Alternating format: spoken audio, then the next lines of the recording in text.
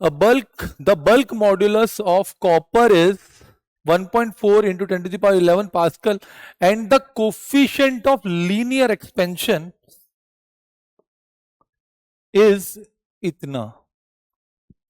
What hydrostatic pressure is necessary to prevent a copper block from expanding? यानी कि अगर आपके पास कोई क्यूब है, उसका जब हम टेम्परेचर चेंज करें 20 to 30, तो उसको एक्सपैंड करने से रोकना है हमको, ठीक है। तो ये अगर हम लोग मान लेते हैं इनिशियली इसकी जो वॉल्यूम है वो V0 ले ली हम लोगों ने। नाउ सी, तो according to the formula bulk modulus जो हम लोग देखते हैं, तो beta is nothing but P by delta V by V हमारे पास हो जाता है। ओके, तो तो we can write P is equals to beta times delta V by V, ये हमारे पास एक्सप्रेशन आया।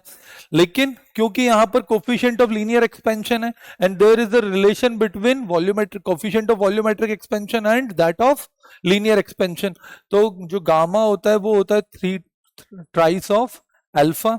तो यहां पर हम लोग क्या लिख सकते हैं, delta V is equals to V0 times 3 alpha into delta T, that is V0 into 3 alpha, और डेल्टा टी कितना भाई 10, क्योंकि 30 से 20 to 30 लेकर गए हैं।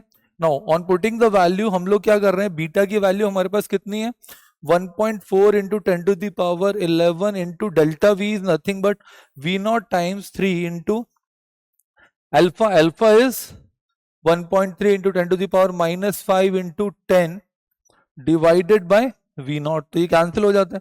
और जब आप इसको सॉल्व करते हैं तो P की वैल्यू जो आपके पास आएगी that will be your 7.1 into 10 to the power 7 pascal, right.